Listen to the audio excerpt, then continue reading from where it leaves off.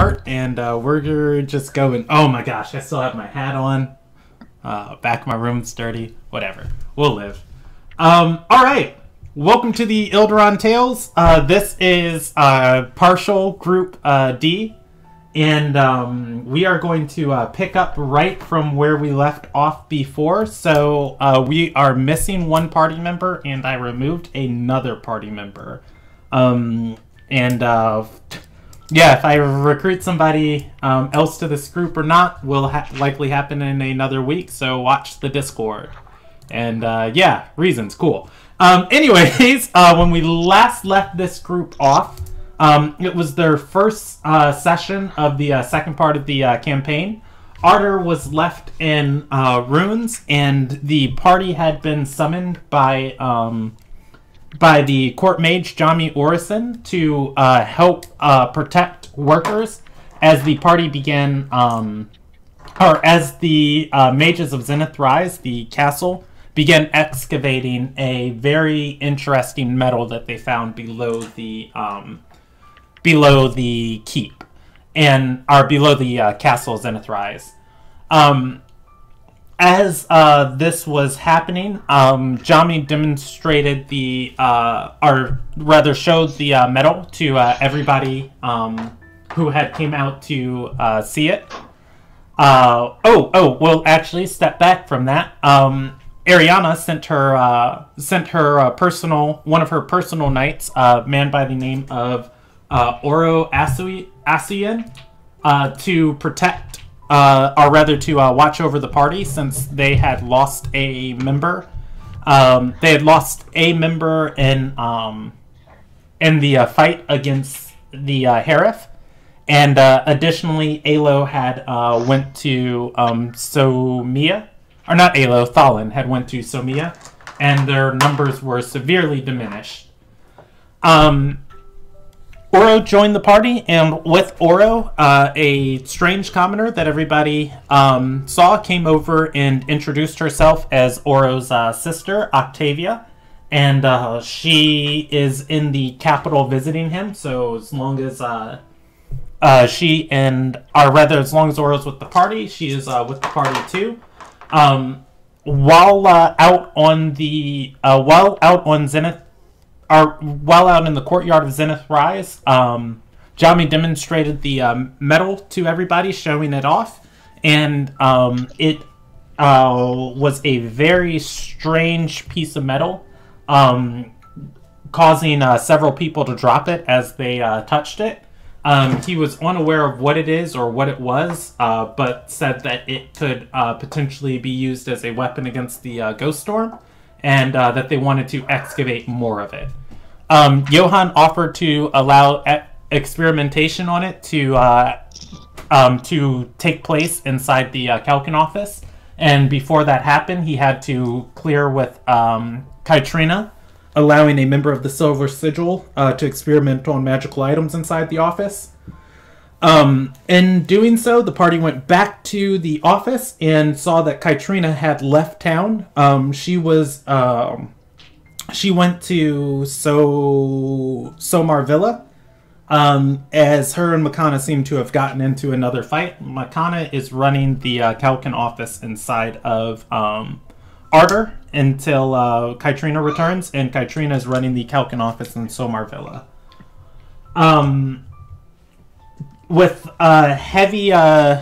With heavy reluctance, Makana finally agreed to let you experiment on the metal inside the Kalkin office. And the party informed her that there was a member of the Silver Sigil inside the castle.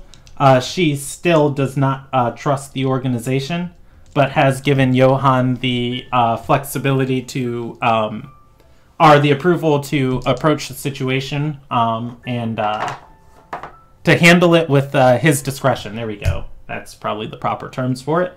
From there, Father A was talking with Reyna. She has gotten no better at magic, and actually blessed and cursed Father A, turning Father A's hair green. The rest of the party came and inspected Reyna's book and found that there is an arcane focus built into the book that is powering the whole thing. With that, the party was resolved to find her a tutor so she could properly learn how to cast spells. The party headed to the Sage of Ardor to get more information on, or rather to track down more resources for gaining information on this strange metal. In order to talk to the Sage, High Councilwoman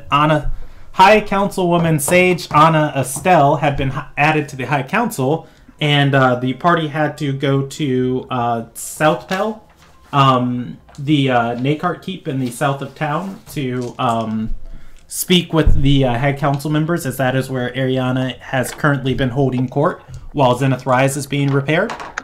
Talking to Anna, she informed you that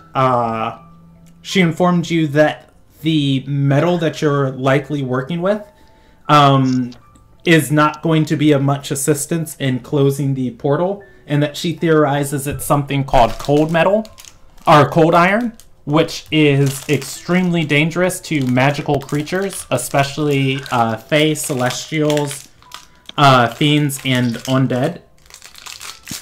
From there, you guys also found out that there is a rumor circling around the castle for the Sage that she is a scary individual. Anna is unaware why nobody ever comes and seeks her help.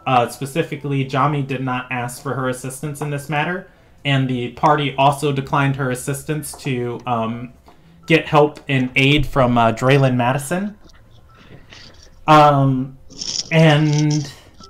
yeah, we're gonna pick up right there with the RP event concluding from Anna. She and her honor guards are walking away. She has looted the Nakart library for several stacks of books. Let's go to some pleasant music, because this music's really depressing. And we'll go with cheerful, because we're in a cheerful area. Alright, so Anna is walking away with several stacks of books. It is the evening, or is moving into the evening of the 8th of Hunter. And you are in Ardor, or you're in the capital of the nation of Ardor Sarai, of the city's called Ardor. So, it is currently Johan, Father A, Emerald, and Emiral, and Octavia, and her brother Oro. Anna is walking down the hall with her several guards. What would you like to do?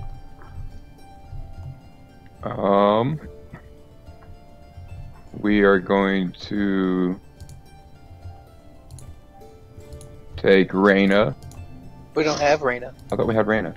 Oh. She is not with you. She is currently with Sindel in the Calkin office. Okay. Then we are going to go talk to... I forgot her name again. Important people that are within this keep right now. You've got the Celestial Magnate, the leader of your country, Ariana Bertolf. The lady in charge of this keep, Lady Anadelia Surreal Renalpaw. That person. Okay, I was just going to keep going down the line of importance.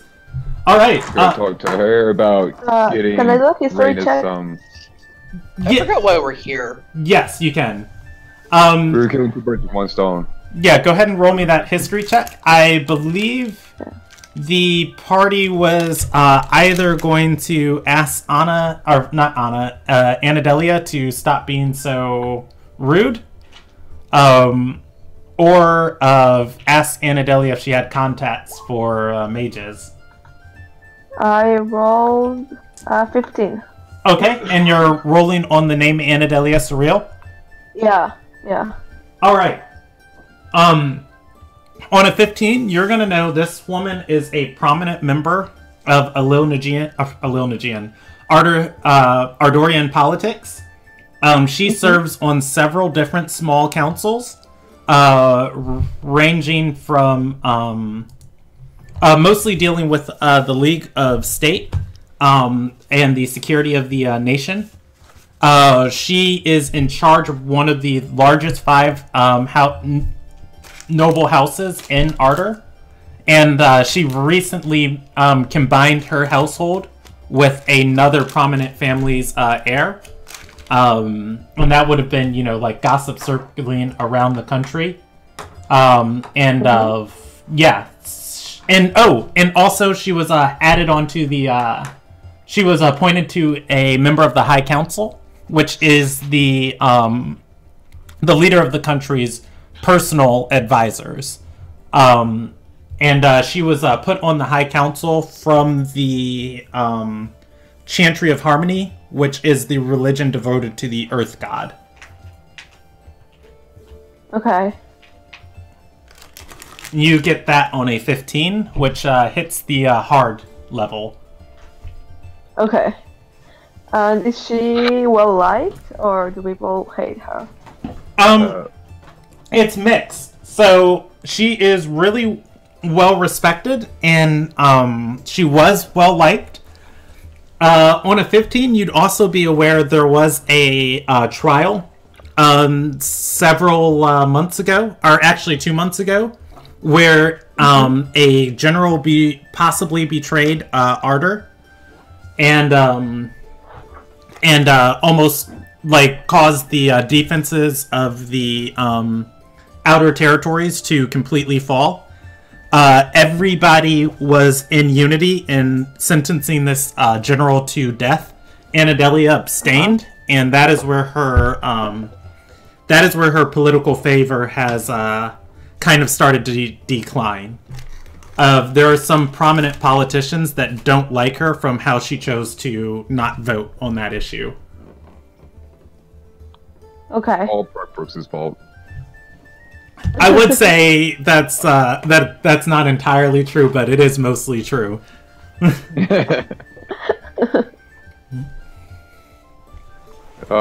Anyways, within the party, like, we like her.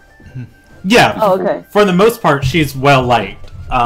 She keeps sassing my surrogate daughter, so she needs to watch it. It's called being a tough parent, being a strict parent. She's the person Reina needs in her life. No, I was talking about Ariana. I have a lot of surrogate kids. This person Ariana needs in her life. It truly is. Oh, she's like the stepmother, well, no, surrogate mother of Ariana? No. No, she's not. But she's the one she needs. Okay. But anyways, I'm thinking about asking her to give Reina to someone for magic lessons.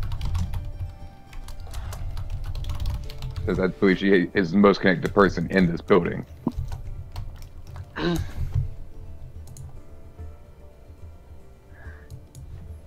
Okay, so you want to sticking to the crowd? Okay, to the party. Oro is going to speak up again and say, Ariana has a pool of mages at her disposal she can call on. We're well aware, Oro. Yeah, there's a few iffy mages, and I don't want Reina to be tainted.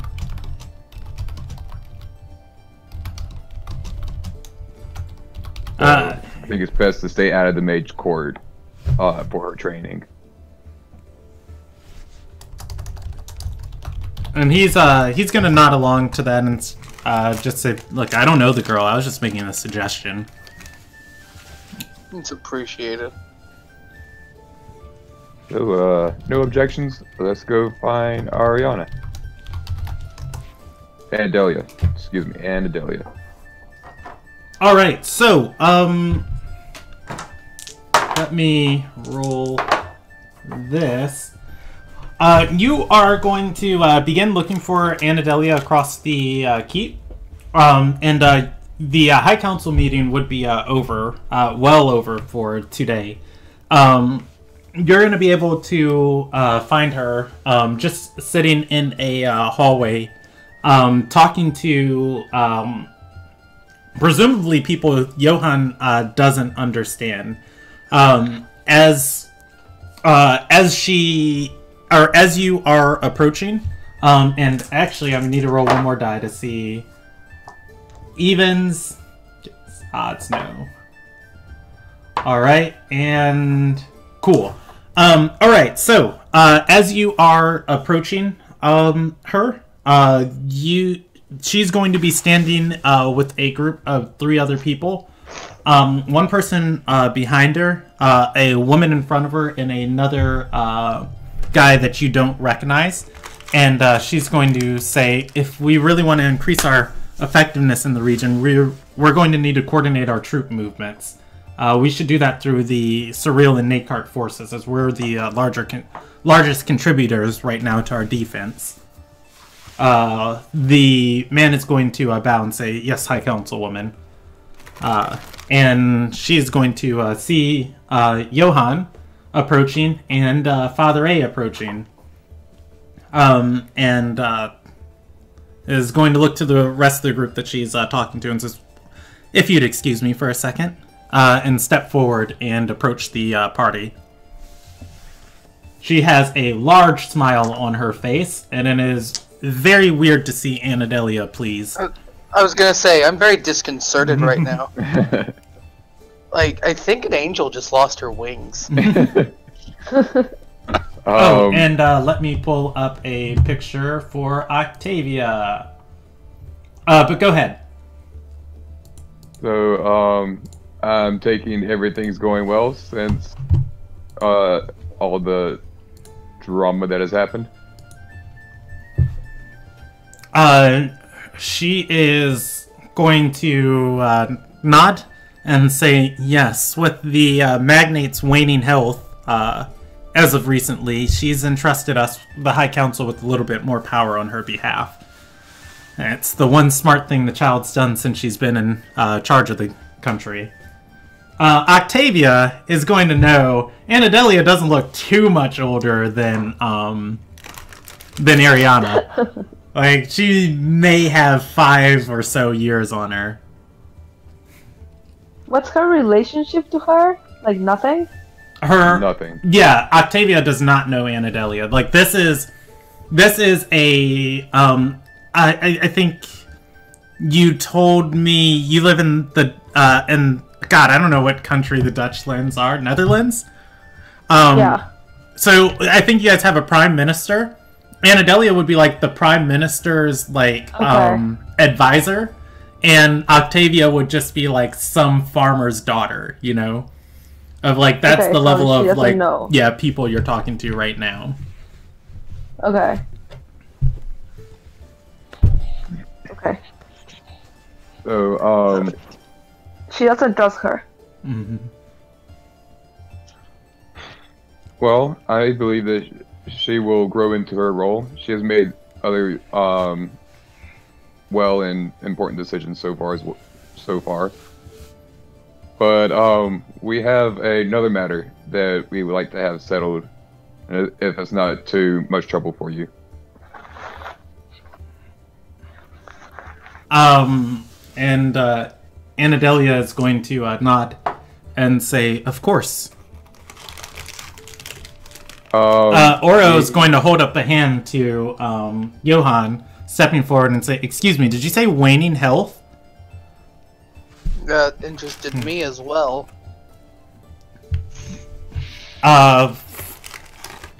Anadelia, looks towards Oro and says, "Who are you?" And he's going to say, "I'm a knight of her, or I'm a knight in the magnate's service, one of her most trusted ones." Anadelia nods and says, "It's simple sickness she's come down with, but she has the best healers in the nation tending to her. I can assure you she'll be fine." I whisper to Oro, whenever somebody says that, they are never fine. Mm-hmm. Oro's going to look just slightly panicked, and he's going to say, "If you would excuse me, just fetch me before you leave. I'm going to go see her." He's going to nod and say, "High Councilwoman." bowing to her, Anadelia, and then stepping away. I whisper after him, don't do anything crazy. Mm-hmm. Oh, well, too crazy. And he's gonna just kind of like throw up a hand and say, "That's my special skill." I stepped a step aside and cast invisibility on myself. Okay, are you doing so with subtle spell? Yes. Okay, spin me those. Wait, do I have invisibility? Give me 1 second. We did did give you subtle spell. Spin me those. Yeah, but I'm not sure if I have invisibility. No, I have C invisibility. Never mind. I was gonna say it's gonna be two different things. Then I want to polymorph myself. Sorry. All right. So here's the thing with polymorph. What are you polymorphing yourself into? What animals are in this kind of place? This keep is really well cleaned, but you know, there still would be spiders and rats in it in occasional areas. Most of it was abandoned, and it's just recently now being renovated. So those like vermin type like lurking pests are all being driven from corners, and it wouldn't be a common occurrence, but you would still be able to see one. But to get rid of these, of course, you know, they've released cats in this place. So there would be all types of domesticated cats occasionally roaming, you know, chamber to chamber, hunting these.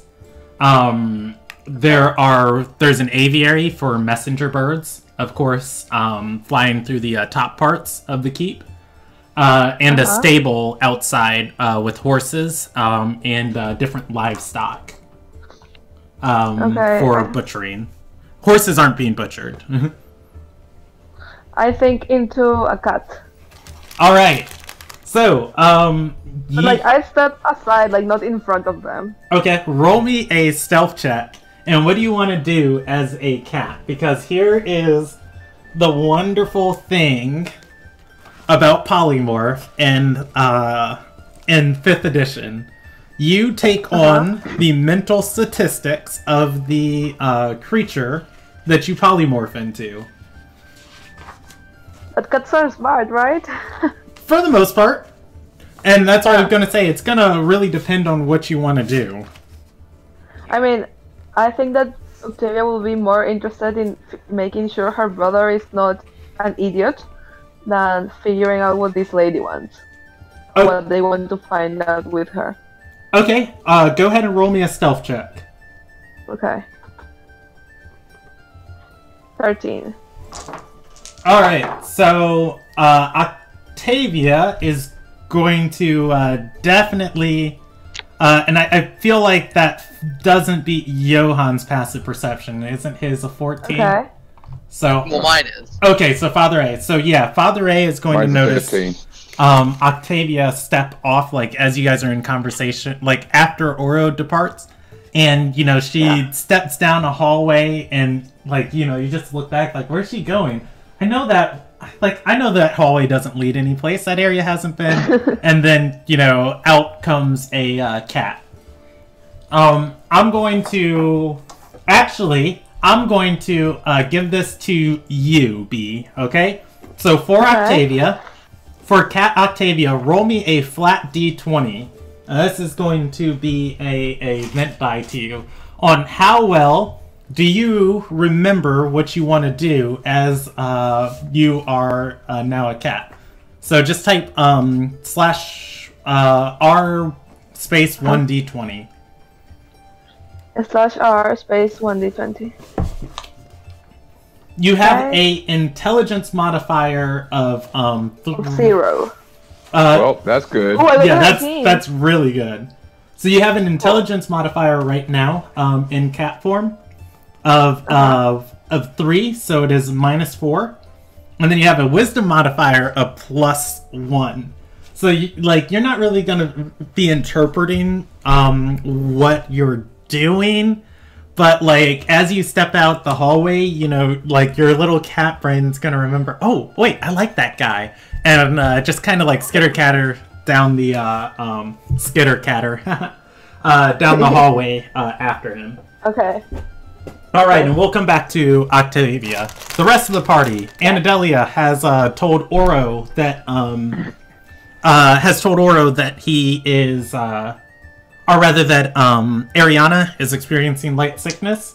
Oro has left the party temporarily, and then Octavia was just like, 1 sec, and then also dipped out. Anadelia is still waiting for your response, or rather, your initial question. You said you wanted to pursue matters of the arcane, and she's going to say, are you lacking in proper practitioners in the Kalkin currently? Well, Have you met him? I was say nobody practices arcane magic in the Kalkin. That's the opposite of what the Kalkin does. And she's going to shake her head and say, "No, I was well aware that you had several wizards on staff.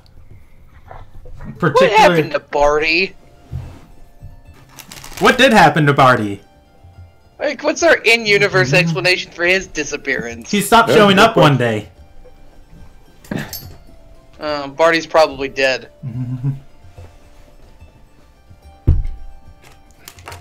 And she's going to say, "It's my understanding the organization doesn't have a outright dislike of magic, but more so seem to focus on the more practical users of the or practical practitioners." Well, currently, especially in the Kalkin office here at Ardor, we are very short-staffed. And it's a good question of where Barty ran off to. I haven't seen him in a few days. Regardless. Regardless. It's a bunch of paladins. I get mine from my deity, so I don't think I can help with arcane magic. And I figured that you might have connections with other people. I also have suspicions within the court mages, and I don't want to entrust this young lady to them.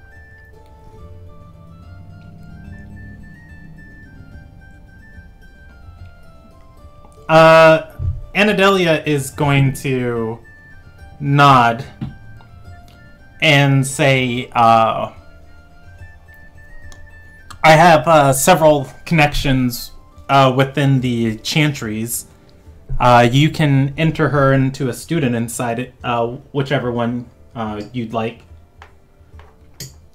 The Chantry of Discipline values arcane instruction, or rather has an area of arcane instruction inside of their within their tutors. There's also she has this thing about calling followers of one of the Four Ascended heathens. She's going to say, "Is it a foreigner you're trying to train?" Yes. You remember Reyna, don't you? She's going to nod and say, yes, the turncoat arch-arcanist."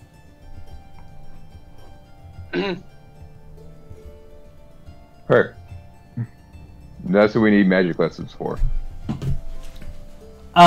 She is going to nod and say, "This is going to be difficult to understand, but Kalkin aren't beheld to the same rules as someone of my stature.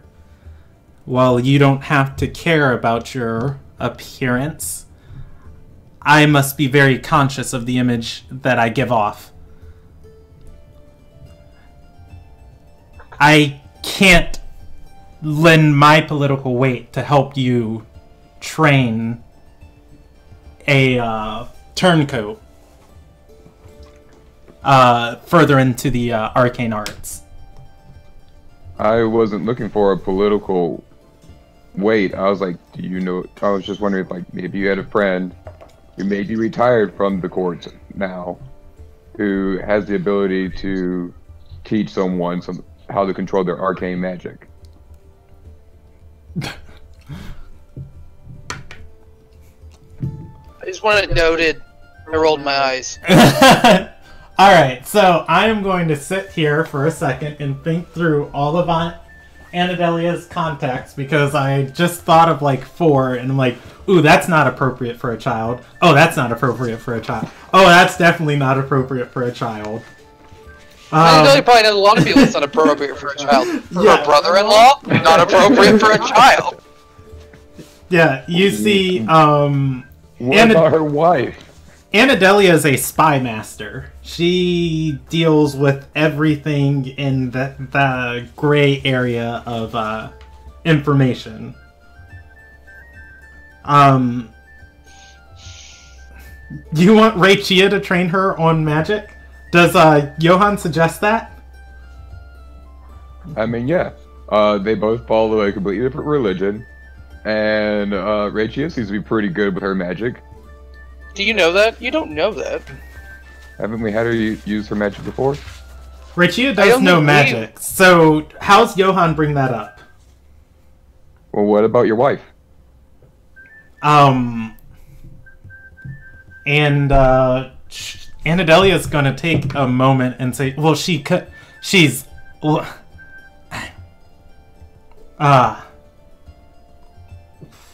well,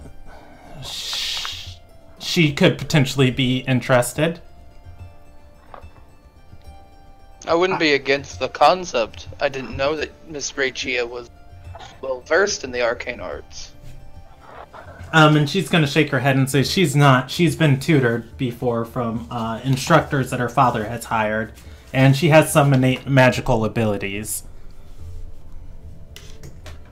Well, I feel like just learning to control Raina's innate magical abilities, so that she's not making people dance a jig or turning people's hair strange colors, is a big boon. The basics are important.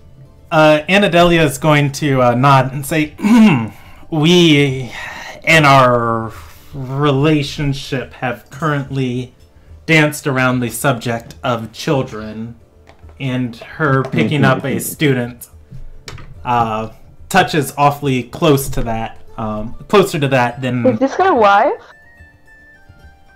Yes. We're talking about her wife. Yeah. Anadelia and Rachia are both married, and she's going to say, I will bring it up to her. But that's as far as I'm going to entertain this conversation currently.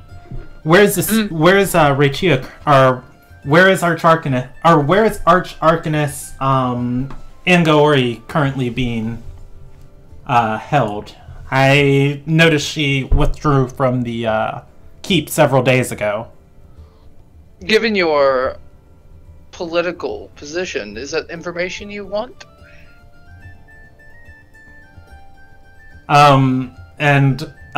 She's going to like you're in this, like this whole time, you know, she's had a smile, and then she got a little uncomfortable like, oh god, are we about to adopt a child?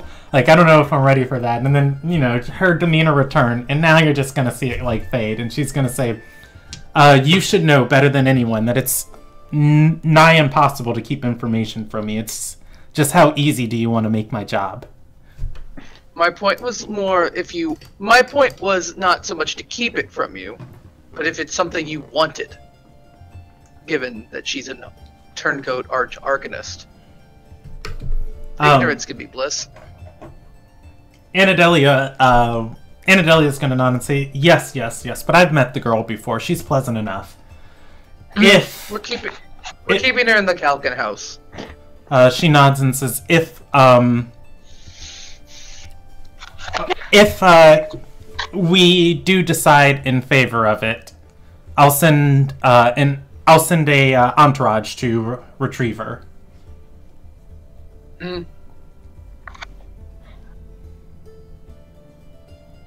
Sounds good to me. I will make sure to let the Calkin and Raina know so that they understand what's going on if an entourage appears. All right. Anadelia is going to, you guys have been so busy lately, and she's going to, like, step, in the middle of both of you, like, turning around and, pointing back to the group that she was, talking to. And, she's going to, say in all of this chaos, a good thing that has, resulted. The High Council has finally been filled. And she's going to point to the woman waiting for her and say, "That's High Counselor, or High Councilwoman Kylissa Tolls." When Manning turned out to be alive, she came from the war front and was appointed by the Chantry of Discipline.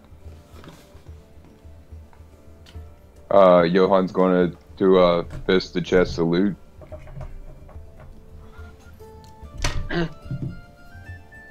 The woman is not paying you any attention.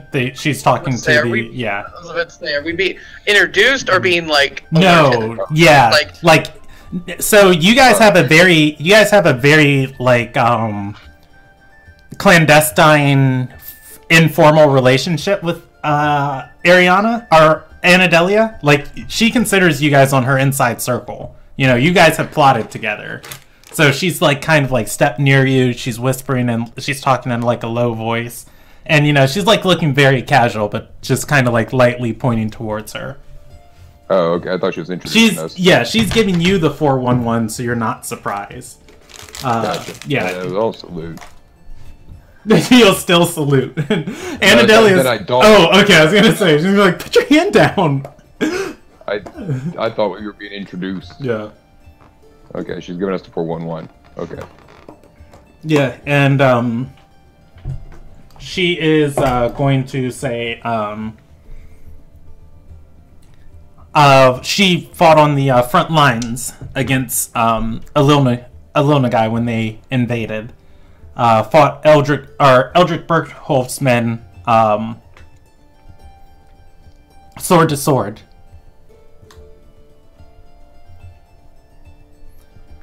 I don't like the type of pool that she's commanding now that she's on the High Council. It gives Manning Tolls a stake in this that's almost too powerful. Anyways, I just wanted you to be aware of our current situation here. Who replaced Typhus? And she is, and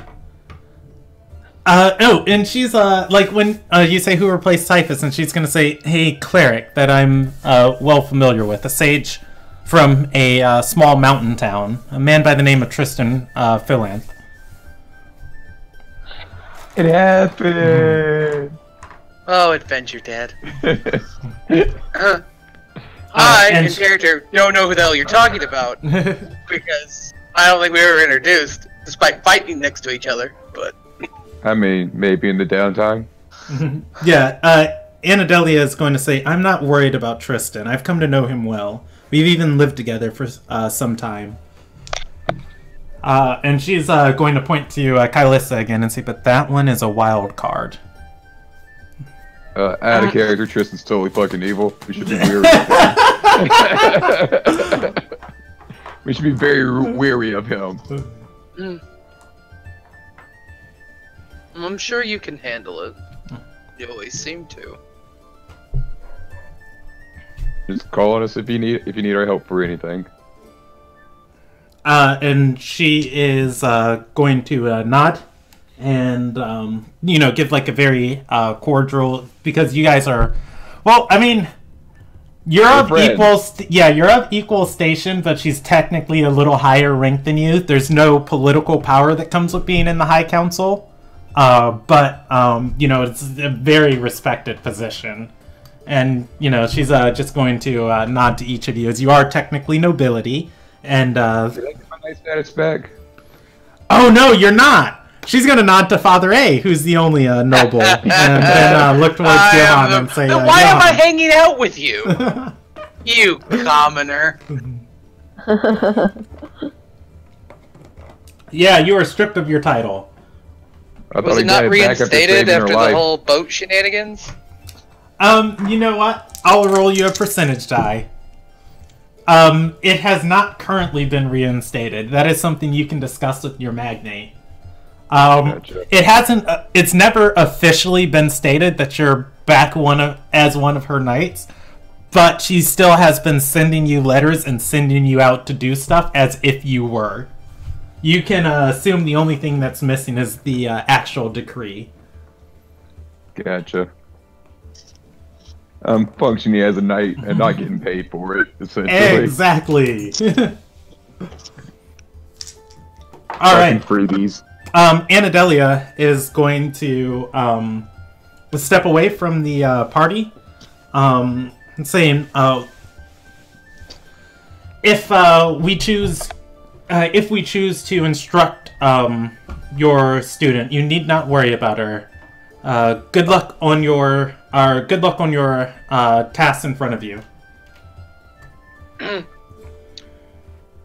And she steps back into conversation. Cool. So now it's just me and Father A, all by ourselves. Best friends. First in your bike, Cliff. And then there Pushes me out of portal, takes over raising my granddaughter. We're responsible mothers. No, you're a control freak who doesn't let me raise my own granddaughter. Because you're evil. Chaotic neutral. That's still evil in my lawful good book. I love the relationship between Father A and Johann because I cared for my great grandfather when his mind was going bad, and he was just adamant that my grandfather, who was like this really nice Baptist preacher, was stealing his socks. And he was just like, can you tell Rev not to steal? I'm like, he's not stealing your socks. Like, he's stealing my socks. I feel like that's how Father A is. It's just like, damn it, Johann's taking. It's like, Johann's not. And it's like, Johann's the worst. Johann's actually, no, he's the worst. I don't like this analogy because it insinuates I'm wrong. But we're going to jump over to Octavia. Octocat. Yeah, who Kitty Cat Octavia follows. Kitty Cat Octavia follows Oro through several passages as he begins climbing stairs and heading. God, does he know where he's going? He doesn't know where he's going. And he's he's gonna knock on some doors of people who look important, and then ask a couple questions. Yeah, and then they're gonna point, and then he's going to step out. Finally, before arriving in a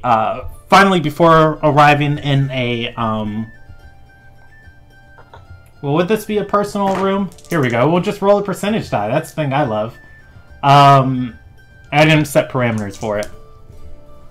Okay, so finally, before arriving in a meeting room, it is one of the larger ones in the upper floors of the keep. It has this is the one that that Anadelia was staging out of before the war. It's got that large dark wooden table in the middle of the room. All of the maps that were pinned to it have been rolled up. It has been cleaned out, and there are 2 servants in here attending to basically cleaning up the room after the council meeting. As always, Ariana is sitting on a chair looking out over the city northwards towards the ghost storm. Oro is going to... Can I see a picture of her?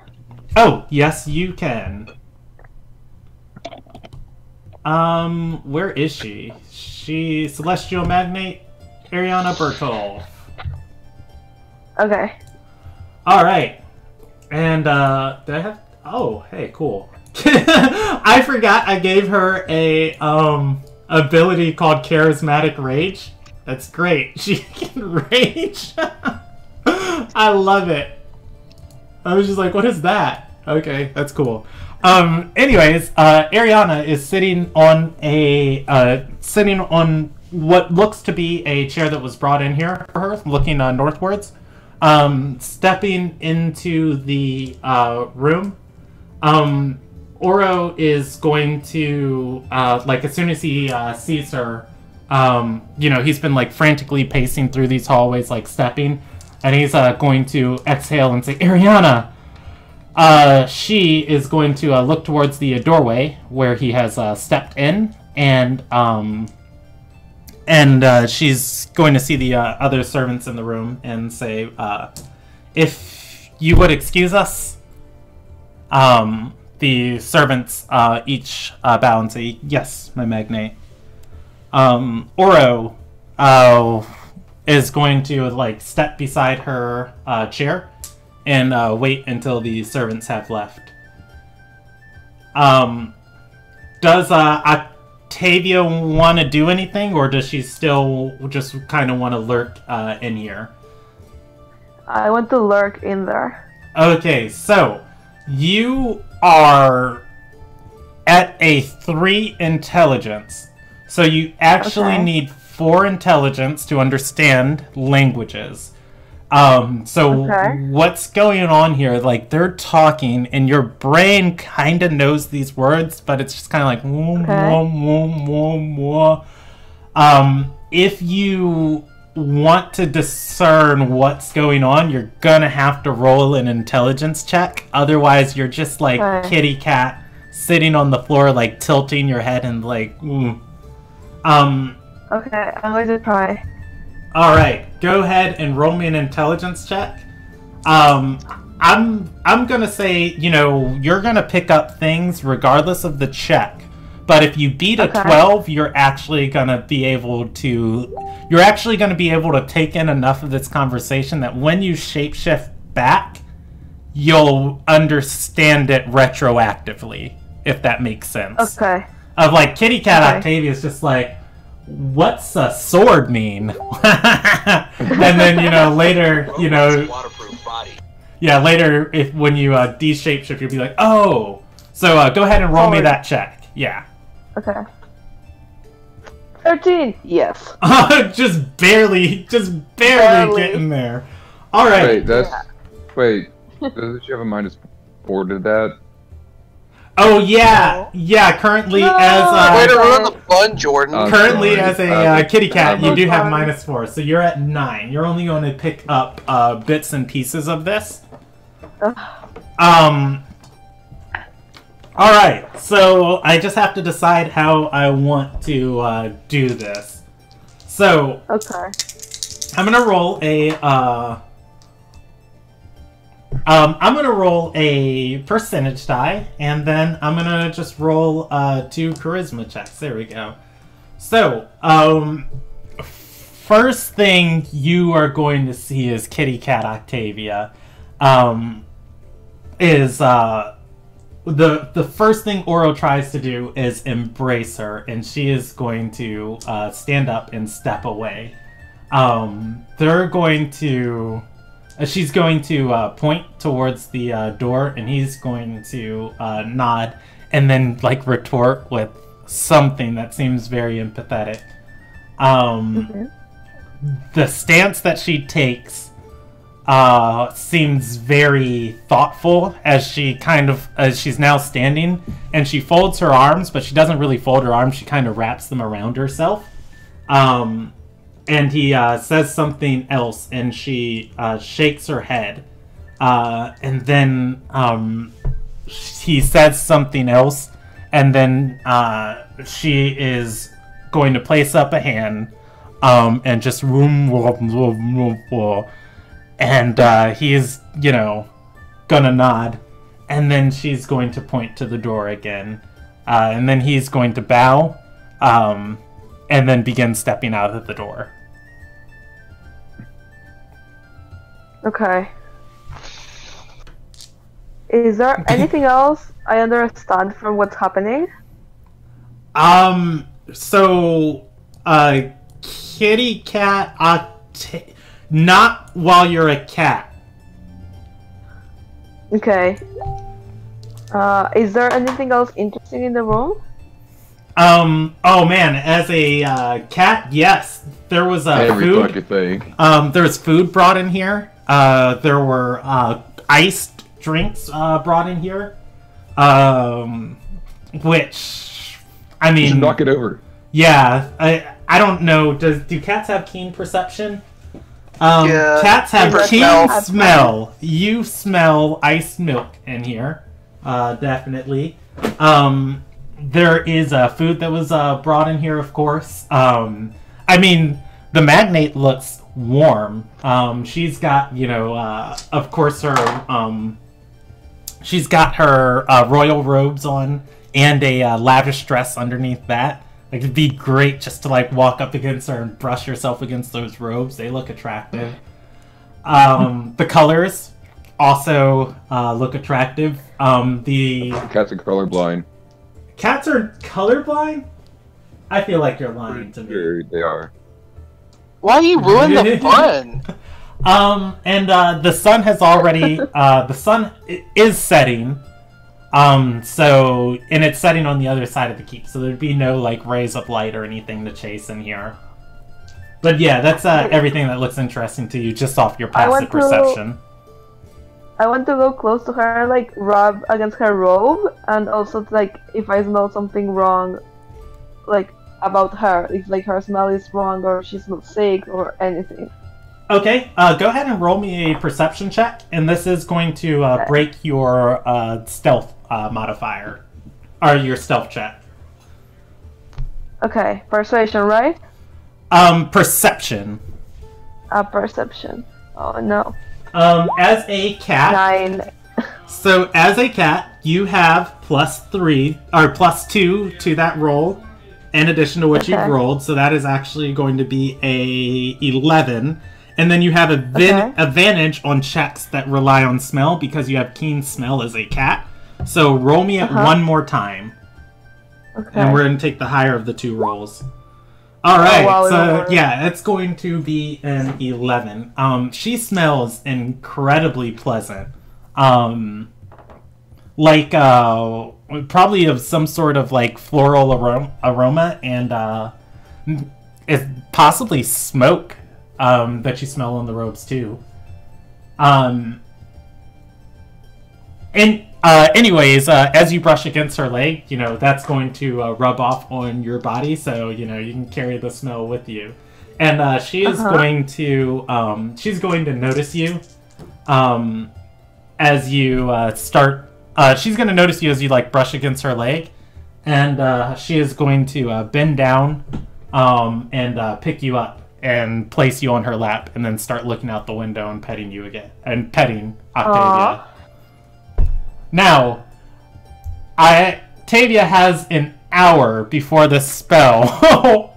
Yeah. Before How the long spell. has it been?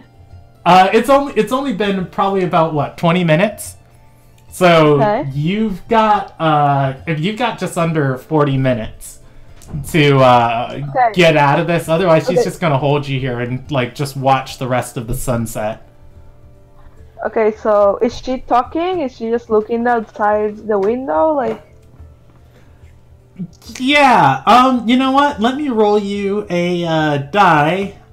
So she shouts for a second, and well, no, she is going to say something to Kitty Cat Octavia, and I mean, you can roll an intelligence check again to try and see what she said, but you don't understand language.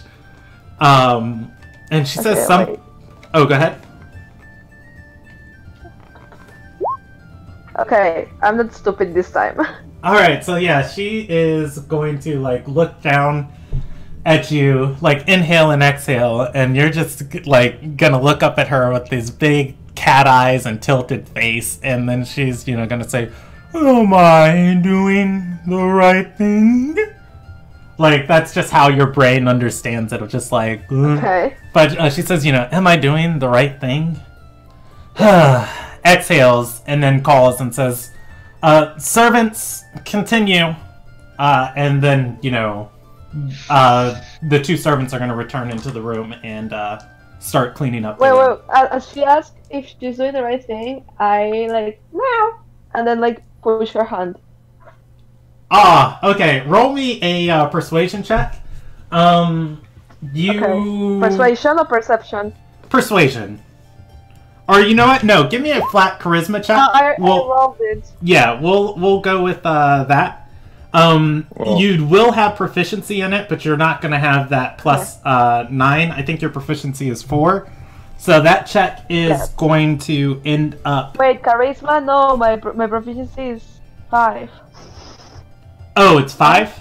Yeah. What? No, her charisma mod's a 5. Oh, yeah, your charisma mod's a 5. I'm using your cat charisma mod. Oh, yeah, Well, sorry, yes, it's 4. Actually, let me see if you take your, if you take the statistics of the creature's charisma. I know you take its intelligence and wisdom. Just because I don't want to cheat you. Okay. Alright. The spell says it takes the stats, including mental ability score. So I'd imagine charisma counts. Yeah. Alright. So, you are going to take it. You can keep your proficiency modifier on that, and that's just going to be like I think it turns out to be an 11. And, because you got -2 plus 4. And, you know, she's just going to, like... an advantage because she's so fucking cute and adorable? Yeah. Oh, now you're trying to make up for your lack of fun. Like, I'm a cat. Alright, I'll allow it as You advantage. pick me up. Okay, I'll roll again. Oh no. Yeah, so it's gonna be the 11, and, you know, still, she's just gonna, like, exhale and start petting you again. So, you have, under 40 minutes to decide what you want to do, but she is going to watch the rest of the sunset. Okay. I'm going to like stay there for like 5 minutes more and then leave. Okay. And like push something off the table. Dick cat move. Yeah. Hop off the lap, step on the table, stare at her as you pause slowly, goes towards the milk, and then push it over, and then jump off and move. Yeah. Alright. If I can hit something, that would be great. Yeah, so you stay for 5 minutes and then jump off her lap. She doesn't fight you to keep you on there. Yeah. And awesome. do you on polymorph once you get outside, or what are you doing from there? Sorry? I said, do you on polymorph once you get outside the room, or what do you do from there? How far am I from where I was before? You are several flights up. You're actually probably about 6 flights up from where you were before. And on the other side of the keep. I go as a cat, but like stealth. Okay, trying to get back to the party. Trying to find them, yeah. Alright, so, give me, 2 checks. Go ahead and give me a, survival check. Well, actually, no, just give me a stealth check, because you've got, advantage on survival, and the cat would be able to track, you know, prey. Yeah. Okay, so stealth. Yep, just, give me a stealth check. And that's, you know, you're not going to be very stealthy at all, but we are going to, jump back over to the rest of the, party. Where is the rest of the party headed? Oh, wait, but did I understood something of what happened? You will when you unpolymorph. Okay. I would be going to see Ariana. I'd be following, because I had these magical lay on hands that can cure disease. Alright, so, the rest of the party heads to, go see, Ariana, and, as you are going to, run into Oro, and, he, looks a little bit more thoughtful now that he's, returned to the, party, and he's going to say, was the councilwoman helpful with that little Nijian girl? Potentially. And he's going to look, you know, like looking behind Amiriel, and he's going to say, "Where's Octavia?" That is a... I noticed her stealth off. Would I have been able to tie 2 and 2 together? Yeah, probably. Passive insight's a thing. Which is a lot better than my passive perception.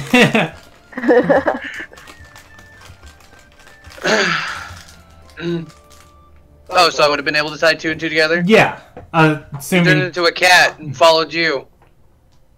And he is going to.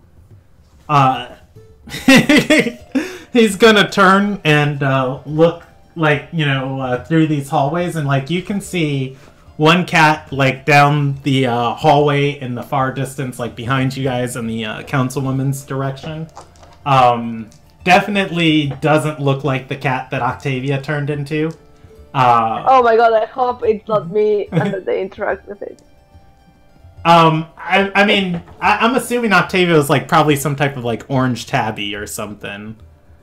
Yeah. And yeah, this would just be like a black and silver cat in the distance, and he is gonna, you know, point at that cat and be like, "Is that her?" Yeah. And then it's, you know, gonna scurry off in a different direction. Probably not. And he's just gonna like keep looking around. As you guys keep heading towards, and like he's gonna like follow you, but he just keeps like now he's paranoid. You know, every time you guys pass like a creature or something, like he's gonna think it's it. And you know, there are like a lot of cats in this keep, but it's only like one every other hallway. But you know, the keep's so massive that the number you know, would be high because of like how many hallways there are. But he's paranoid? Like he's weirdly paranoid? Yeah, like he's looking at like each cat and like pointing like, is that one it? No. Okay, no. And this goes on for, you know, maybe 5 minutes of you guys heading back up the stairs towards where Ariana is. And then you're going to see the orange tabby of Octavia that was tracking its way towards you. And, you know, he's going to say, is that her? Sure. Octavia has found her party members and her brother. I'm torn between walking away or transforming back into a person. Can she turn back into a person? You can Yeah. choose when to end concentration on the spell. But while you are in this form, I mean, how I imagine it as when you began polymorphing yourself, it just felt like you were squinting to like concentrate, and like as you took this form, that just felt very natural. Okay. At any moment, you know, as a cat, you could be like, "Oh, this is unpleasant," and stop. Yeah. Okay, so I go towards them and I change back into me. All right. And you are in a stairwell at this point, and I'm going to roll if there's anybody else in the stairwell. Oh man, you guys! I reached them first. Yes, yes. And as you transform, Oro is going to be looking at you and say, "So what is this? A prank?" What do you mean? And he's gonna say, "Magic." He's just gonna say, "I was worried about you."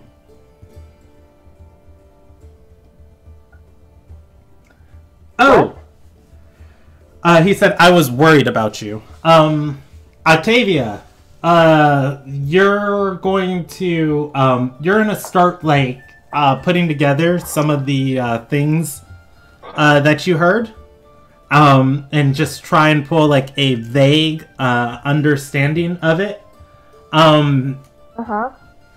Ariana doesn't seem too pleased with Oro. Almost slightly upset with him. And oh god, there was something else that you picked up.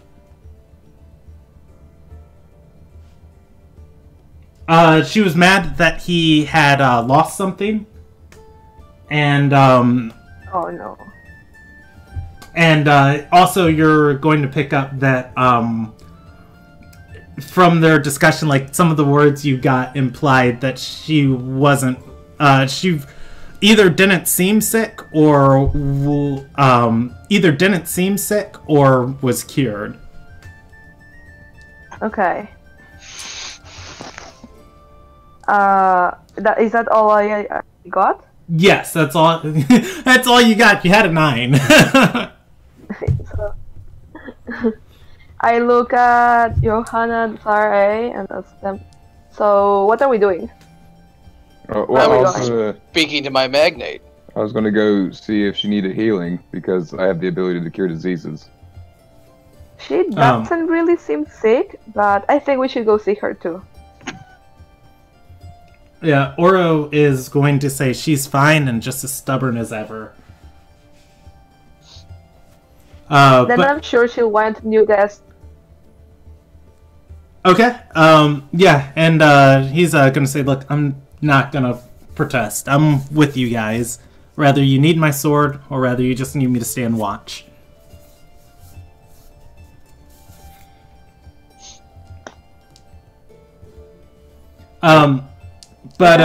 Yeah, so he follows you back up to the war room.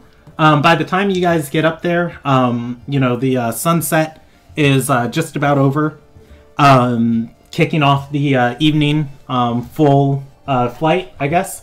And Ariana is in a very clean council room, as there would be one last servant in here, just kind of like straightening out the serving table where the food was.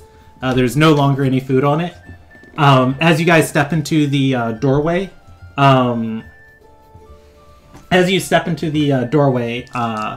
Oro is going to step aside, and he is going to wait outside and say, "I'll be out here if you need me."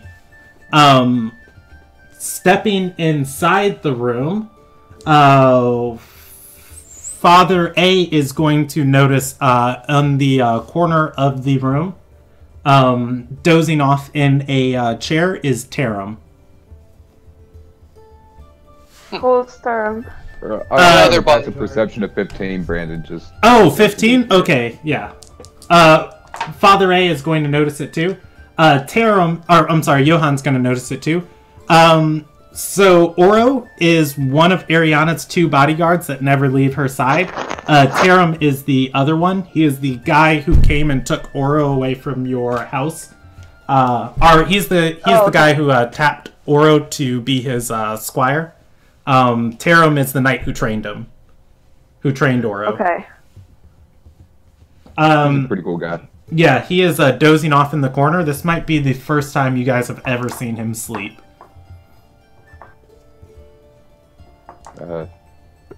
Kitty Cat, Octavia didn't notice him. If Ariana hasn't noticed us walk in, I'm gonna tap on the door. Okay.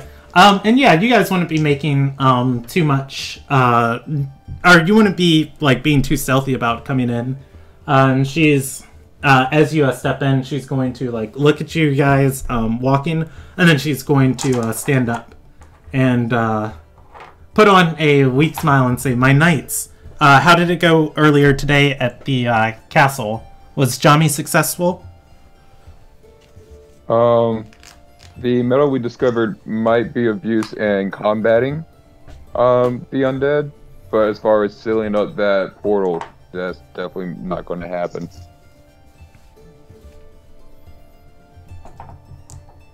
But She nods and says, "A storm. It keeps me up at night." But we heard that you were feeling ill, and I had the ability to cure any ailments if that is true. She is gonna shake her head and say, "No, it comes and goes, but I can assure you I'm healthy, healthier than our nation. Which, might I add, is very strong right now." Who are you trying to reassure? Right?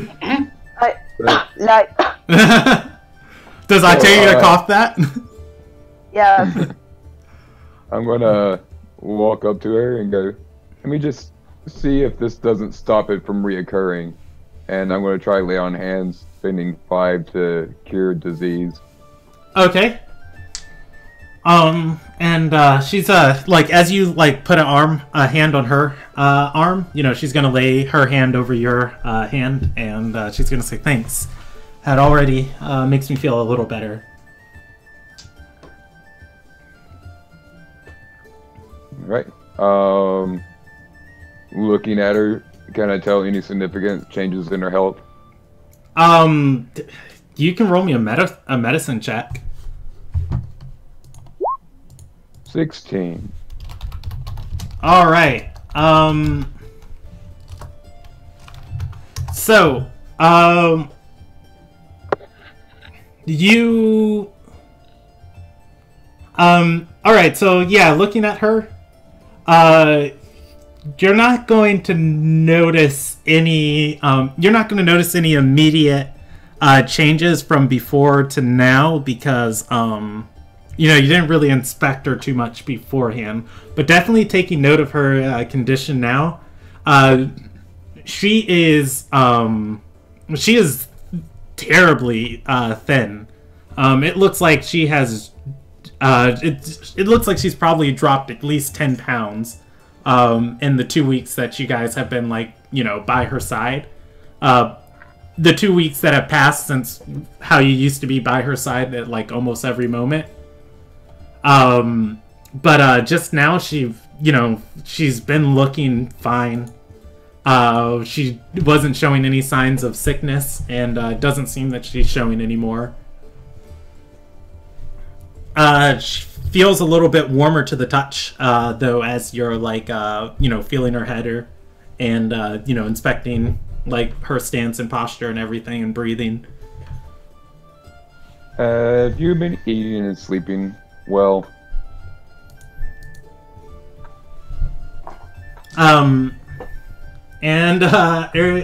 Ariana's going to say, I told you this storm is stressing me out. I'll eat and sleep well when my nation's able to do the same. Well, but no, I've been. Go ahead. I was about to say, well, it'd be hard for a nation to get back up on its feet if its leader can barely stand on her own. Like, you need rest. I tell her, maybe a song will improve your spirits. I have a very different instrument here that might raise them up. Alright, so as you raise that staff of a didgeridoo, she's going to point and say, I don't believe we've made each other's acquaintance. And she's going to look to Father A and say, who's this? Octavia. She's Oro's sister. And she's like, when you say that, she's gonna shiver a little bit and say, oh, he never talks about he hasn't talked about his family much. I wasn't aware he had a sister. I should insight that. You can. What? You ready for this shit roll? Never mind, I lied. Whoa! Man, that's a shit roll, Rob. Could have been better. Yeah, looking, just inspecting her over at that chill, it, kind of, did catch her by surprise of that, like, Oro had a sister. Probably touching close on a subject that is, somewhat personal between the two of them. You don't have all the information to put together what it means, but definitely something. I'm suspicious now. She's being more careful Ariana with her likes words. Oro likes Ariana, and Oro hasn't told Ariana anything about himself. Look. I can figure these things out myself, Jordan. I'm a big boy. Okay? If I wanted you to play my character, I'd give you my sheet.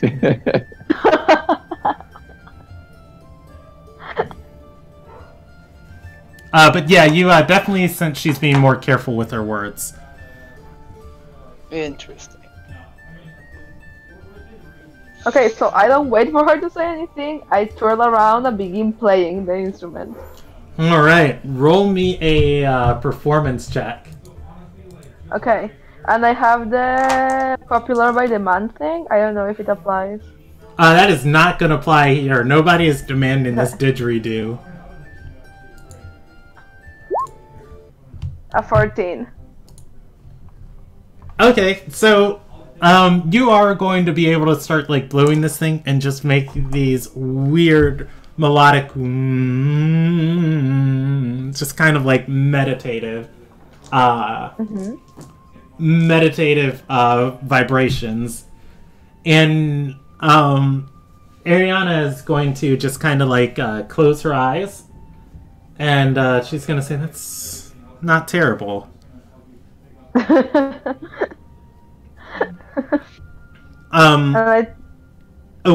So were you going to say anything, or you just keep performing? Yeah, I want to tell her that that's Oro's favorite song. Wink, wink. All right. So, and if you continue performing it, she's going to like sit down on her chair and lean back against the window, like placing an arm on the seal and her head against it, eyes still closed. And she's going to say, well, if Jami can't figure out a way to close that portal, I'm going to hand over responsibilities to Alice. She hasn't failed me yet. You should help Oro find that squire that I assigned him. I don't want that boy running loose in the city. He already killed a general. You assigned him Weston?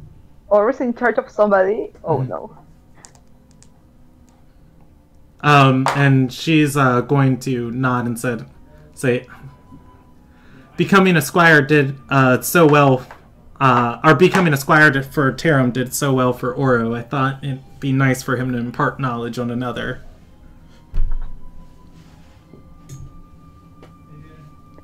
Well, at least it's not me. Well, I think we should all leave since it's starting to get late. And please try and get some sleep tonight. More than just an hour or two. So that brings up another fantastic question. Mm-hmm. Where do I live? Right now in the Calkin office. You know, the place you don't want to go back to. That's kind of my point. Do I live with them now? Where do I live? You can live in the Calkin office. You don't have any qualms with Johan or any of us. No. We accept you. You're a nice person. So far, I mean, there are multiple places across the city you can find residence in.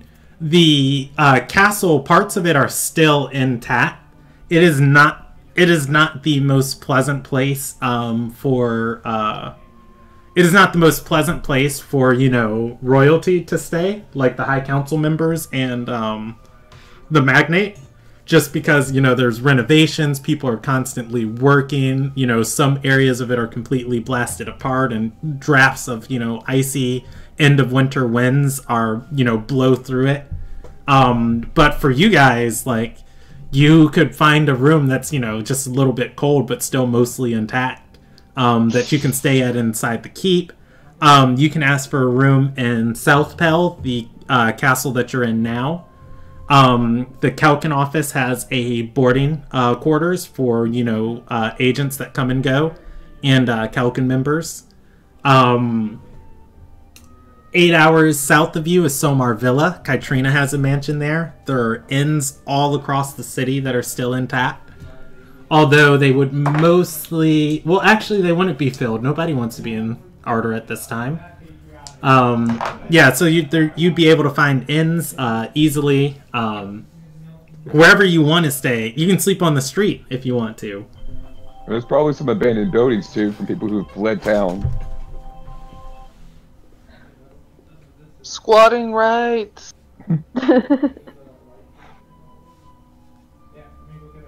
What time of the day is it? It is the evening. It would be like approaching like 6:30 at this point. It is getting dark. Yeah. Yeah. The sun has set. You guys have like a few more usable hours in this day before it's just late evening. Johan's gonna call it a night. You know, take off his armor, leave his neck all out in the open, just ready for someone to come and slash it. I'm gonna stay with my magnate because Completely defenseless. I'm a loyal dog. All Someone's right. gonna say walking out of the room. As you guys are settling in for the night, general consent. Wait, I want to persuade them to give me a better room. Okay, well, yeah, that's what I was gonna say. The general consensus would be, South Pell would be your nicest place to stay. And just you guys are gonna have like people coming here. If Anadelia and Rachia decide to, bring Raina here, they're gonna escort Raina and her handler here. So it wouldn't be a bad thing for the party all to like bunker down here. And Oro would definitely suggest, staying close to the magnate's side if needed. Well, Of course. I have to go back anyways to let the other Calca members know, like, hey, if an escort shows up, here's why. Okay, and I mean, you can do that, but for the most part, they trust Anadelia, as she did shelter, all of the Calcan that didn't want to fight when needed. So, anyways, so the party is going to be able to get a... actually, I'll roll you how many rooms they have available for all of you. Everybody can get their own personal room inside of South Pell. And does anyone want to do anything during the night? Otherwise, I'm just going to roll you a vent die and move on. I mean, I was being actually rather literal. Oh, of staying at her side? Yeah, because Taram's asleep. That man needs his rest. And Oro, because he's a whipped dog who got kicked out by his girlfriend, isn't gonna get like right up in it. I mean, I apparently told just him that I want to talk to wants to him. On bed and in his own house. okay. He's gonna go back to the house and He has sleep. to go sleep outside in the doghouse. Okay, and we will we'll handle person by person then. Okay. So Father A is staying in the room with Ariana, and may the gods have mercy on anyone who tries to assassinate someone under Anadelia's watch. The last group that did that, nobody's heard from them in in months. I mean, Lord have mercy on just the person that tries to get Ariana specifically. Yeah. Anyways, Father A sits in the room with Ariana. She finishes, as the night comes into a full transition. I'm going to roll her a Constitution save, and she's going to fall asleep at the window. Does Father A wake her? No, because she, much like Taram, needs her sleep. You wanna at least wrap her in a blanket or something so she doesn't catch a cold. So, about 2 hours. I guess I could do that. Okay, yeah, just talking to a servant to fetch one. The servant's face changes and it's Kadam, and she's stat. No, I'm kidding. I'm ready this time. Yeah. I have lesser restoration. A servant, can retrieve you like a large blanket to throw over her. as there are footsteps, like in the room of the servant coming back in. And this is going to be about, 2 hours later, like after the party was done talking to her. Tarum is going to wake up, standing, instantly to attention, hand on his sword as the servant steps in. And he's, going to look over to Ariana sleeping, and then to Father A and say, "Oh, excuse me." Placing his, pulling out just a little bit of his sword and then just like resheathing it and standing back in the corner.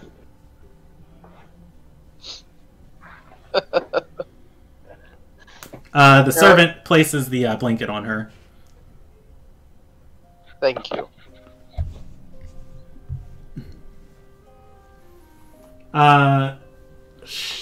I'm gonna roll a die for Ariana, and it comes up 4, so that's great. So this is, and we'll come back to. Does Father A say or do anything else? Probably not. Term's not a talkative man. Okay, so yeah, before that happens, we're in transition to Octavia and Tara and Oro. So Octavia's talking to Oro. He waits outside the magnate's door for a second, and we'll handle all of this together. Father A residing in, and Johann being the only one coming out. And he's going to look towards Johann, who's walking by him, and say, "All right, so what's the game plan? What are we doing next?" Well, I'm going to alert the Calcan of the possibility of a escort coming for Reyna, and then it is getting late, so I figured we sleep on it and then tackle anything else we need to do in the morning. And he's going to say, and we have rooms here at South Pell. Are we returning? You can. I have my own room in the Calcan office, and people like to sleep in their own beds whenever possible. So I would love to go back to my own bed and sleep there. And Oro is going to mutter under his breath. And both Octavia and Johann are going to hear this as he says, "Babysitting messengers." Okay. And he's going to follow behind Johann as he's walking. You upset about something, Oro? And he is going to shake his head, say, no, not mad at all. Oh, I didn't ask if you were angry, but you're not happy, are you? Did something happen? And he's gonna say, I should be by her side. This is unusual for me to be doing mundane tasks like this. Why do you think you were given this mundane task? And he's gonna say... Before he answers, I ask him, what did you lose? And very, very, very defeated, he's going to, respond, "My squire." You lost a human being? Been there. And he's gonna... yeah, and he's gonna say, "I told the boy to follow me." Didn't seem like that hard of an instruction. And he's gonna say, he was out there with me, he was out there with me when we were at Zenith Rise. I just don't know where he went after that. He probably snuck off someplace. You should put a bell on him. He'd know where he is at all times. Oros shakes his head and says, "No, the kids from the mountains up north, trained with barbarians and warriors. I plan on just hiring or going to one of the diviners tomorrow, have them scry on him, and then I'll track him down. If he is trying to hide from me, he won't know how to block magic." And he's going to twirl his fingers at Octavia and say, "That's why it's magic." I repress the urge to laugh and tell him, "You really need to find this boy. He cannot be lost."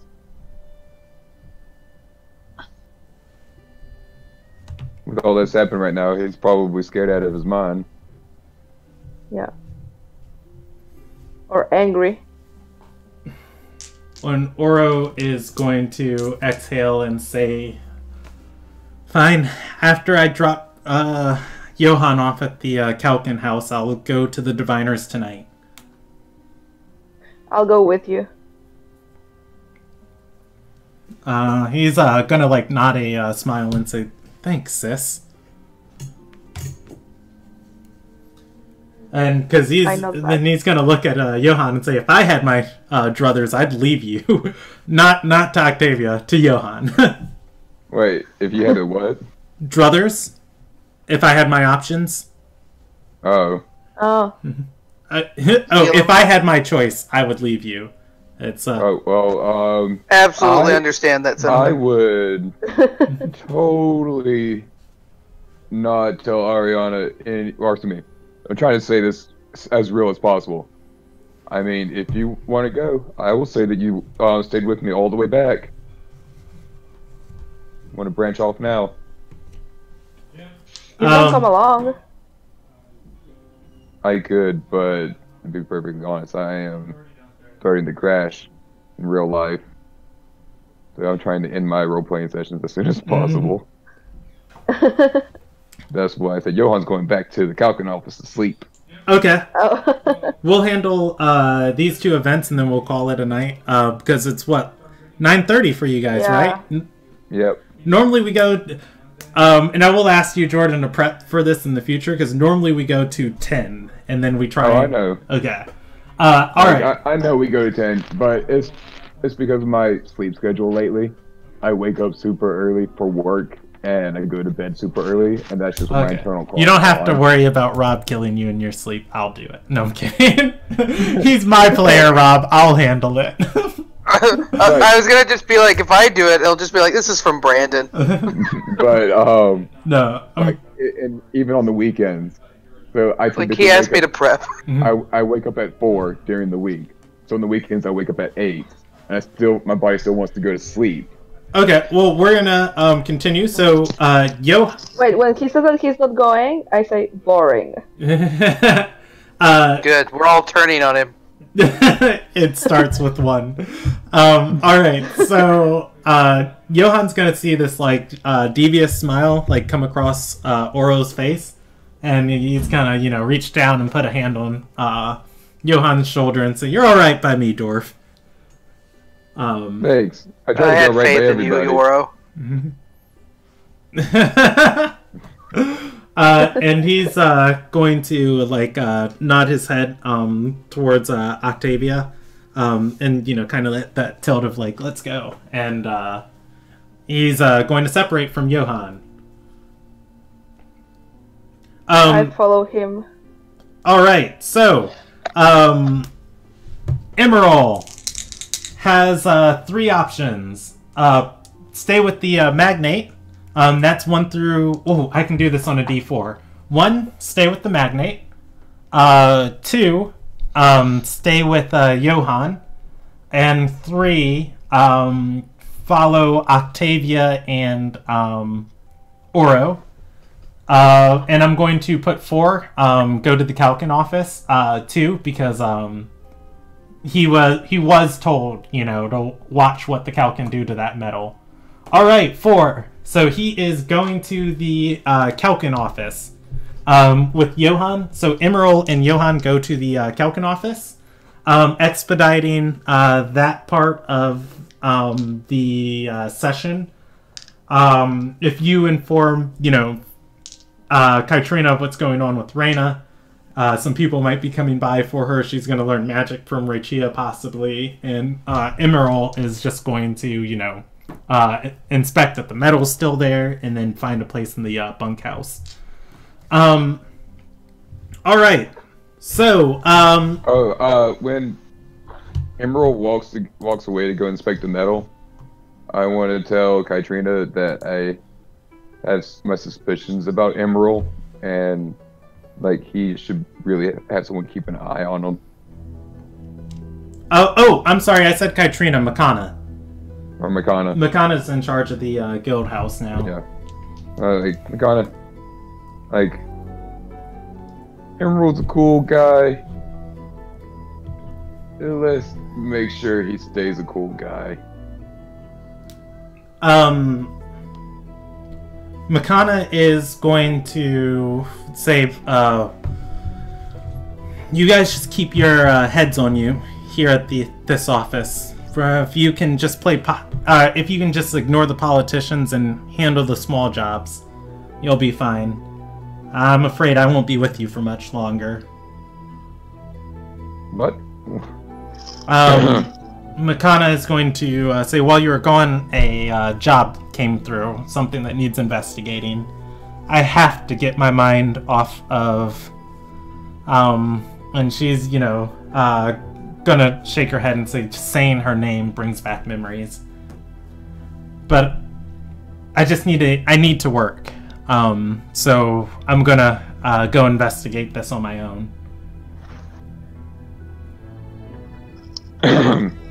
Alright, be safe. Is there anybody else at the Galka office right now? Sindel, Yovano, and Makana are the 3 Kalkin members you have. Okay. So I guess when Makana leaves, I'm in charge? Yes. She is not leaving yet. Okay. This is a plan out in the future. She said much longer. Tomorrow. Yeah. Future. You're still waiting on Kytrina to come back. But anyways, so, yeah, you tell Makana that, and, she'll pass along the message. Oro and Octavia, you head to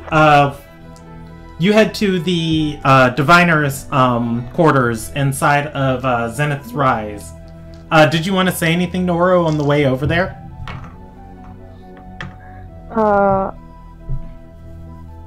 I think no. We should just go there.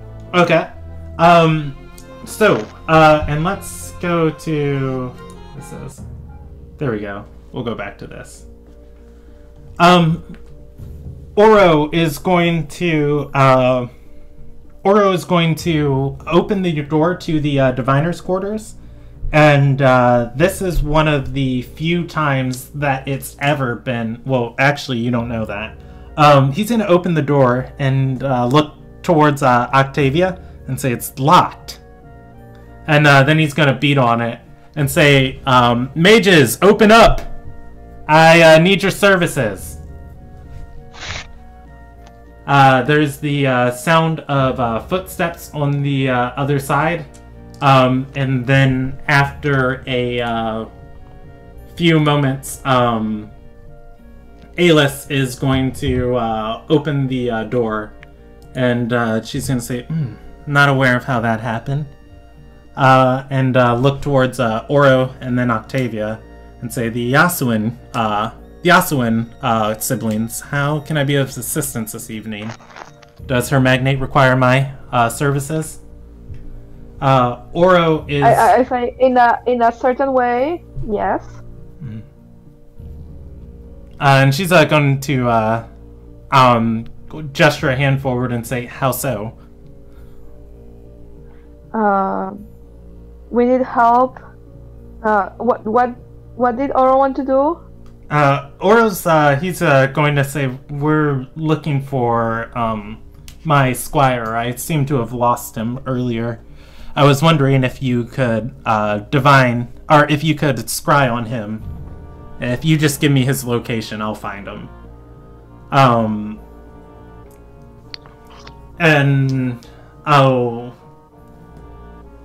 Alice is going to put up her hand and say, a young lad, brown hair, goes by Weston.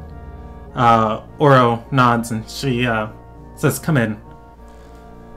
He steps into the office.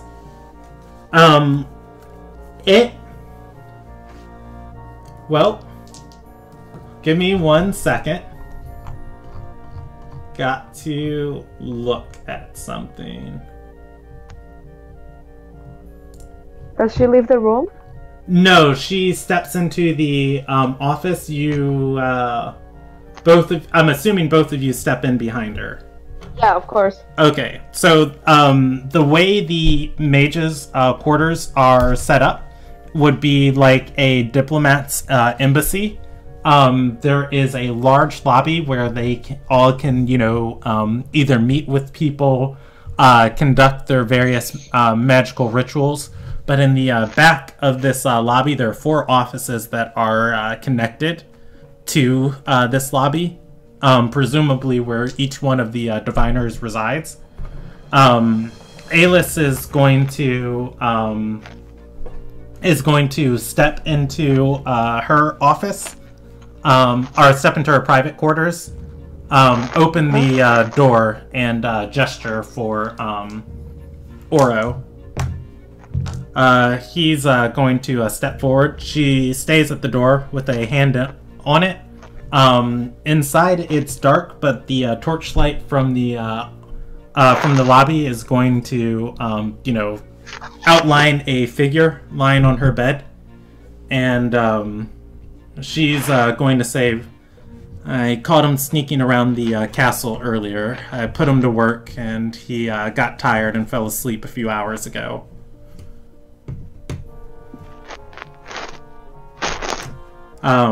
Oro's going to look towards her and say, oh, thank you. You've saved me so much work this evening.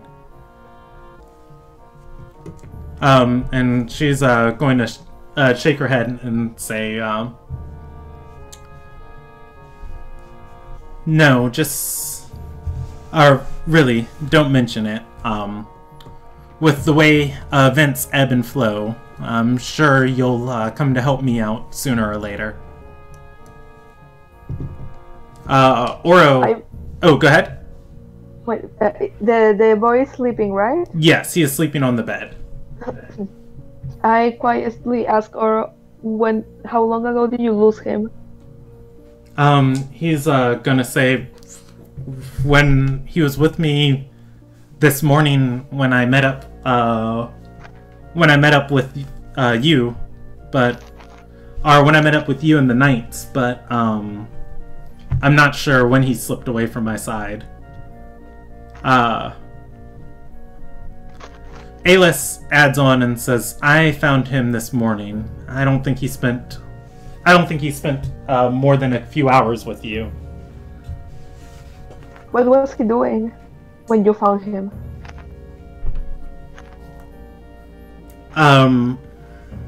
She's gonna say, going through castle records. That's not suspicious at all. She shakes her head and says, no, he was a war prisoner here, but he wasn't the only one. He was looking for where those other mountain wardens were sent. So maybe his tribe? She nods and says, I have no doubt about it, but he's serving right now in an Ardorian custom called One to the Service. He's in service of the Magnate. Or he's in service of the Magnate, given over by the general of his army. Regardless of his feelings, his job is to carry out her orders. And she's been merciful in not executing this boy. You're welcome. I turn to Oro. What do you want to do now? How do you want to deal with this? Oro is gonna inhale and say, got it, I've got it. And he's gonna knock on the wall and knock on the door and be like, hey, Weston. The boy is going to shuffle a little, and he's gonna look, Master Oro? Oh!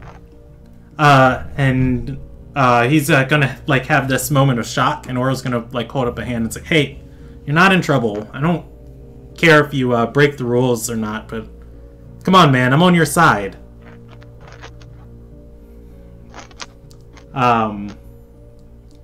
He's going to the boy is going to like kind of get up and just be very quiet, and he's gonna look back. Oro's gonna look back at Octavia and Alice and say, will you just give us a moment alone? Octavia nods and steps outside. But close enough to listen. Yeah, Alice is going to step outside too. Closing the door. So, how does she try and listen? Is there a window or an opening? Into the private quarters, there would not be a window on this side. You could press your ear against the door and like roll a perception check if you wanted. But Alice is right there kind of like watching you. If you don't do it with like your ear against the door, then it would be like with disadvantage trying to listen in on the other side. Yeah, I make the sound to her and I press my ear against the wall. All right, roll me a perception check. Okay. So as you do that and do the Alice is gonna speak in a hush whisper and say, "That's rude." It's like I say, you'll have siblings. And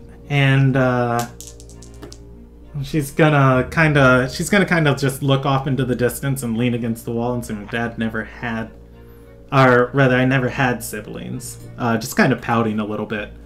And I motion for her to also put her ear on the wall. Like, come on.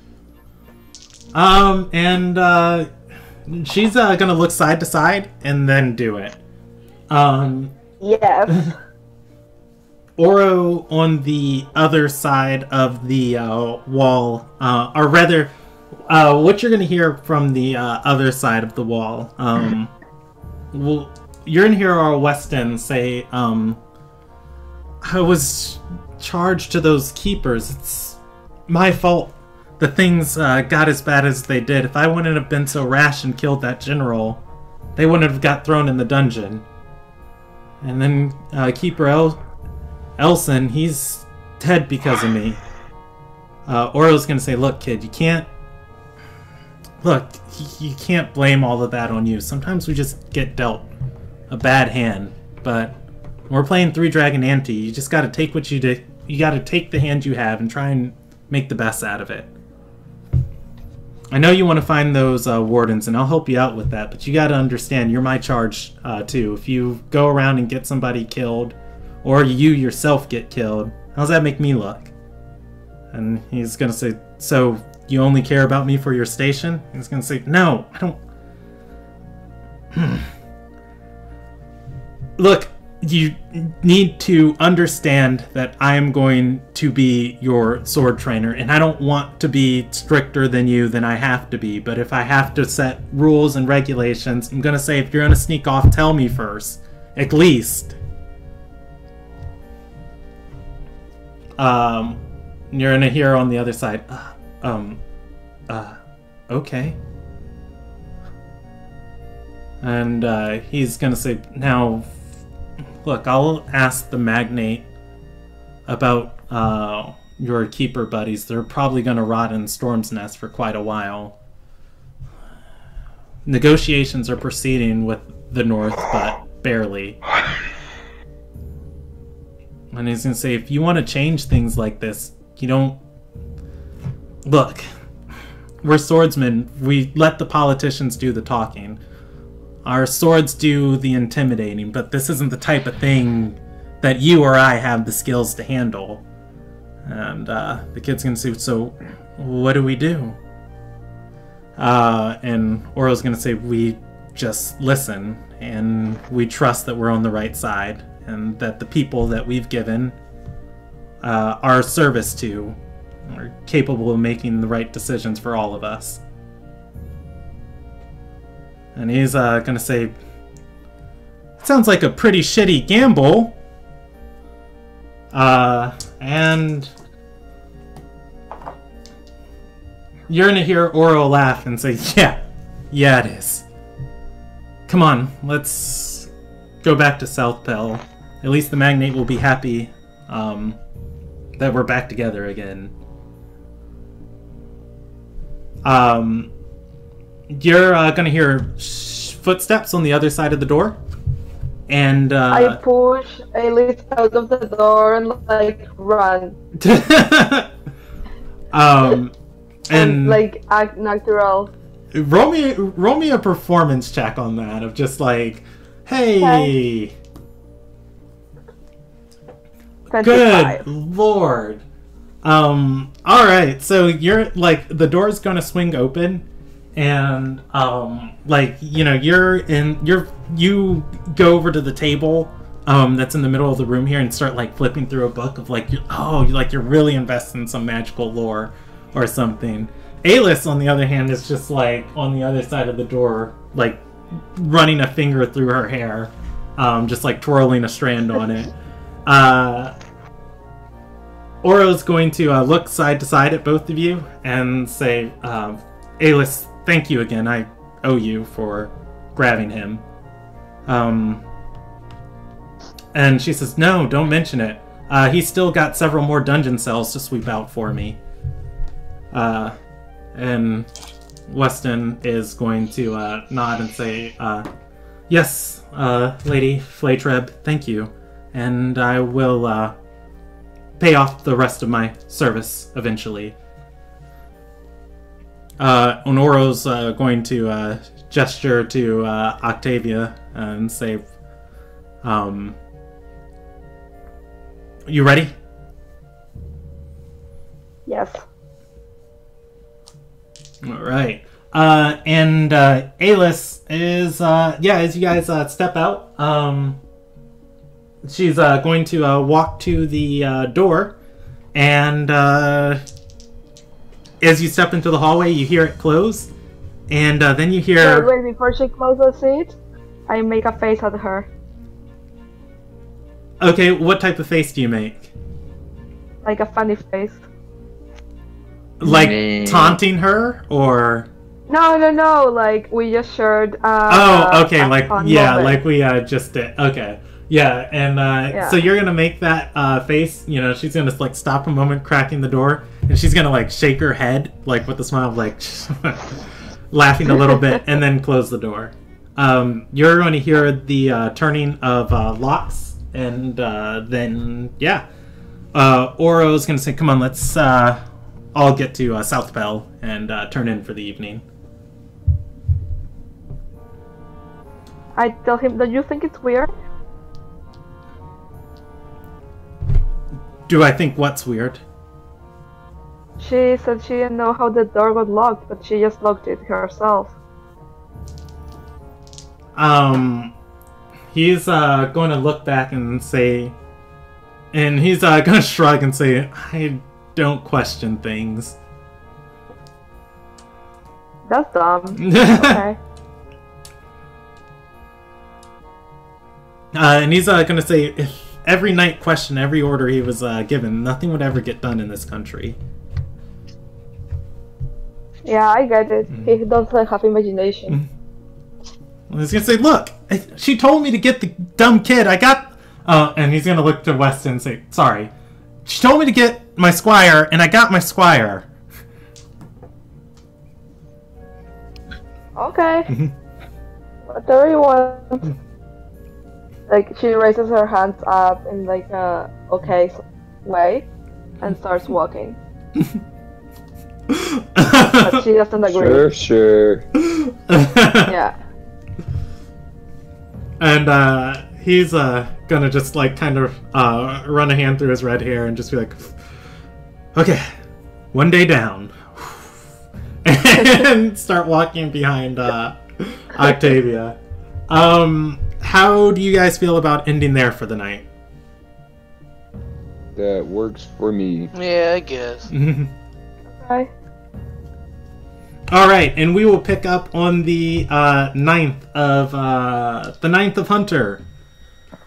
All right, experience for tonight. Yeah, so Oro has a squire. He stealthed out at the first moment of everybody like role playing together. He was out of there, and yeah, that's one moment for tonight. I'm going to give you guys half experience for Ariana's story. Continuing. Nobody. Well, I guess I'll give I'm going to give a storyline for Octavia's personal story involving Oro, just their sibling bond getting a little deeper. Oh, Anadelia. You guys got Anadelia to do something. I forgot exactly what. Possibly adopt Reyna. Oh, yeah, possibly adopt Reyna. Yep. Which was the dream. Yep. Everything's coming up. And then... I think that was everything for tonight. I'm gonna Ariana to sleep. Yeah, I'm gonna say 3,500 for tonight's session. Before you add your experience for Octavia B, look on page I think 22 of the player's handbook. Set yourself to baseline 10 and then add your experience, because your experience should be a lot higher than what it was. Okay. And Page 15. Oh, page 15 of the player's handbook. Okay. And it's 64,000. All right. Plus whatever Brandon said. Yeah. Your what? Did you 3,500? Yeah. Your next 67,500. Your next session is on the 3rd of November. And hopefully I'll recruit you guys a new player. If you guys want to hang out and talk after this, I'm going to be around, but I do have to go use the restroom real quick. Thank you, everybody, for watching. I have to go to sleep. Okay, enjoy your night. Thank you. I'll be right back.